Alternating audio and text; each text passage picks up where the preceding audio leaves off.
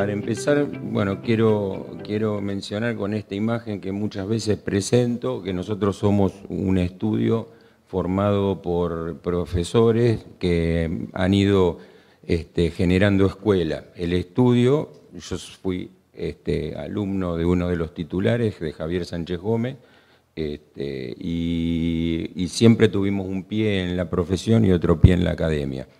Estas fotos sintetizan eso, y la foto del medio es una exposición que se hizo en el Centro Cultural de la Recoleta, donde está de alguna manera ese espíritu de taller de arquitectura manifestado en dibujos y maquetas, mucho más que en palabras, o sea que hoy voy a tener que ser medido.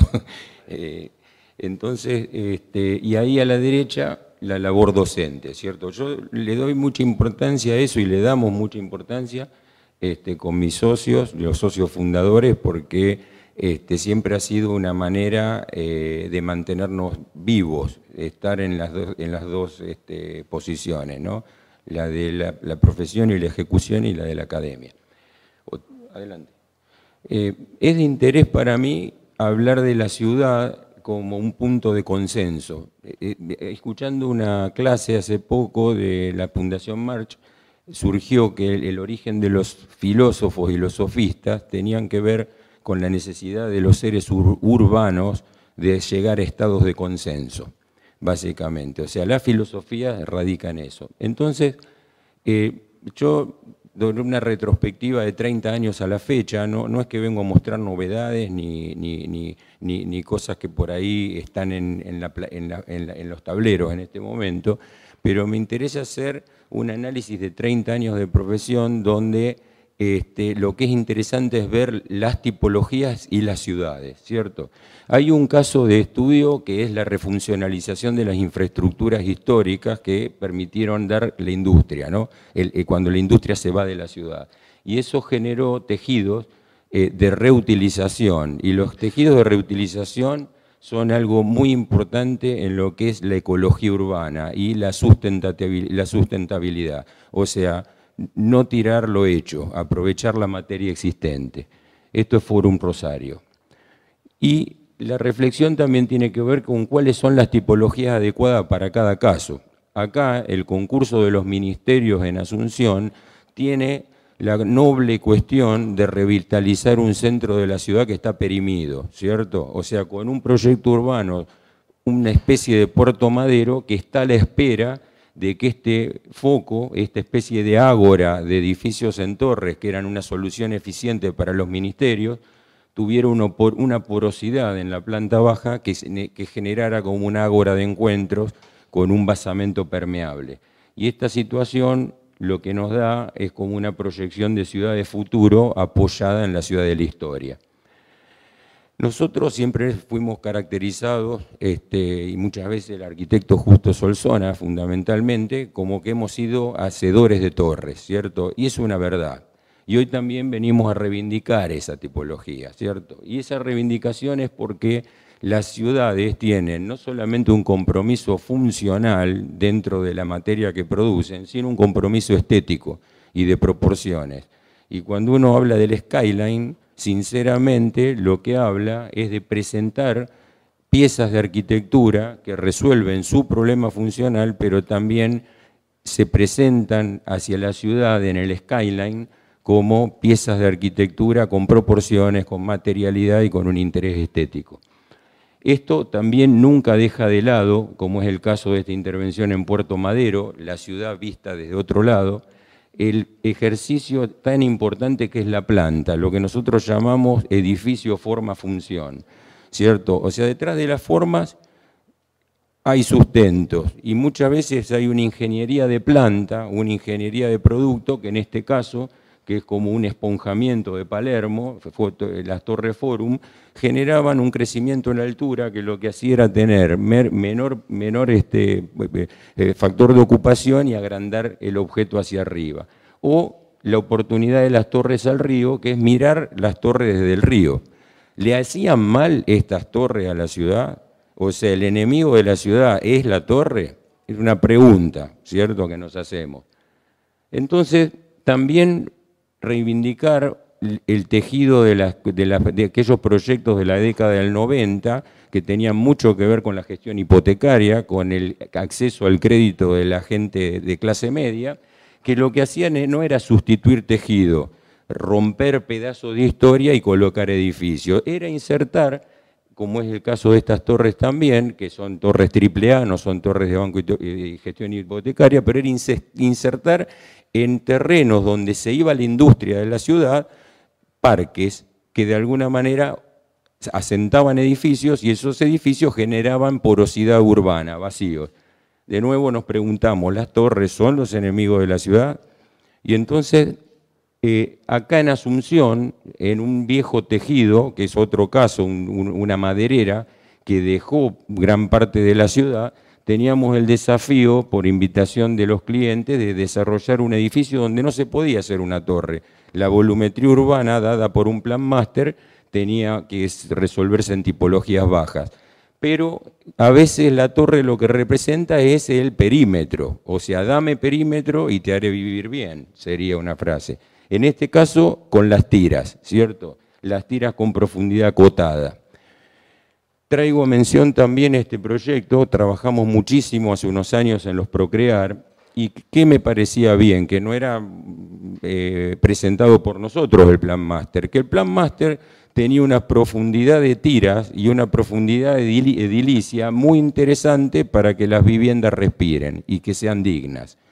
Entonces, básicamente la idea es, esta especie de discusión sobre la ciudad, es ver cuáles son las tipologías que resuelven la densidad o cuáles eran las tipologías que resuelven la densidad.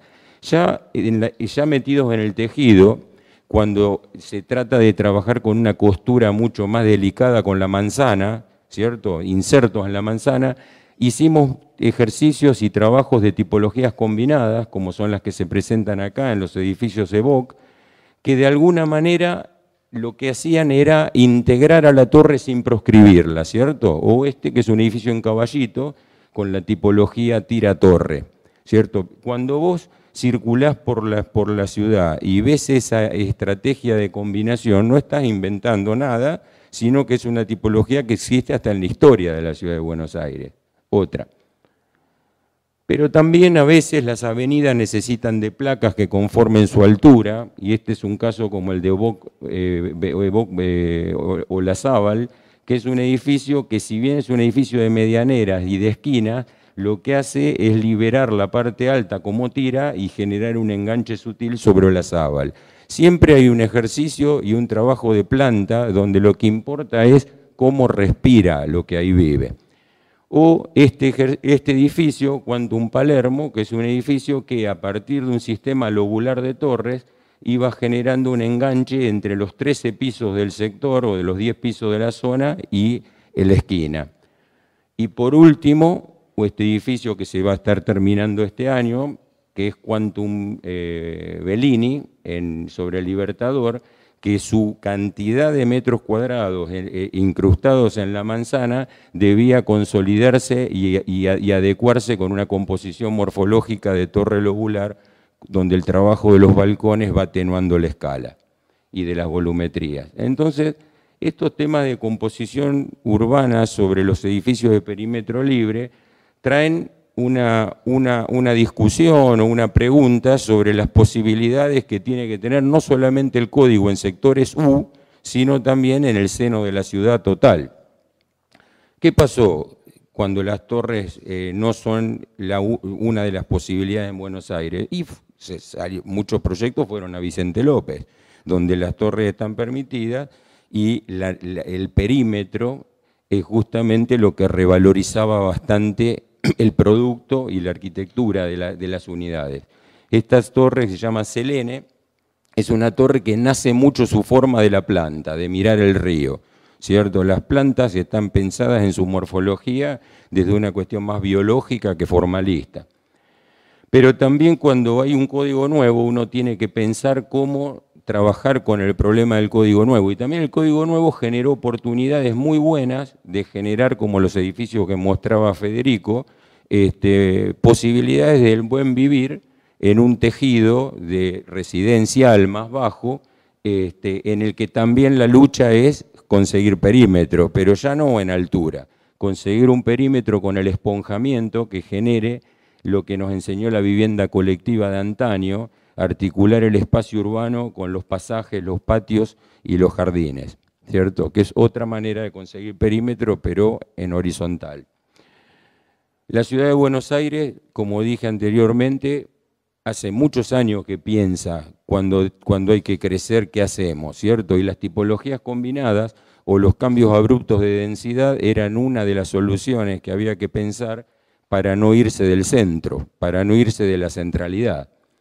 Entonces, proyectar edificios también es proyectar ciudad, o sea, es muy difícil para mí hablar de urbanismo, vengo a hablar de la ciudad desde la proyectación de edificios, y acá me pregunto si alguna vez pensamos si viviríamos en los lugares que proyectamos. Yo vivo en una torre y voy a vivir, cuando se termine el edificio ese que mostraba en el último momento, en unos años, ¿cierto? En un edificio que no es de torre, ¿cierto? Entonces, si realmente vos proyectás y pensás en el otro, tenés que ver si vos vivirías en los lugares que proyectás, ¿cierto? Como una condición recíproca. La arquitectura, en la imagen anterior, va muy rápido el TEN 10, ¿no? Si me permitís, es demasiado rápido. Pensar la ciudad de Buenos Aires como la hermana mayor de un ecosistema de ciudades. En la facultad, hace 3 años que estamos trabajando con los pueblos de la Ruta 5, de los cuales en uno me crié yo, ¿cierto? En la ciudad de Bragado. Y las ciudades estas tienen los problemas de densidad que tuvo Buenos Aires muy anticipado, ¿cierto? Se genera una conurbación que fue comiendo su territorio productivo. En aquellas ciudades se debe generar un cordón ecológico que vuelva a pensar el origen de estas ciudades, pero también el futuro, porque ese cordón ecológico es el que salvaguarda la alimentación de la Argentina y del mundo. Entonces, esos fenómenos de frenar la conurbación necesitan irremediablemente pensar la densidad. Para que los centros de las ciudades no se deterioren, hay que pensar la densidad. Y pensar la densidad implica pensar las tipologías y no proscribir tipologías. Pensar con amplitud, como decían los sofistas griegos, ¿no? ¿Cuál es la razón de la filosofía, ¿no? El entendimiento, ¿no? El entendimiento y el bien común. Entonces, fuera de eso, pasando a la que sigue, y disculpen la demora, hago esta reflexión sobre poquitas frases de Le Corbusier. Dice Le Corbusier, usted no es un estilista de tablero, es un organizador de espacios, ¿cierto? Como primera medida. Y después, el término de la biología conviene eminentemente a la arquitectura, dice, ¿no? Y el término de la biología, pensar de adentro hacia afuera y de afuera hacia adentro, es pensar también en cómo respiran estos seres urbanos que son los edificios, ¿cierto? Y quienes viven adentro. Así que bueno, nada más.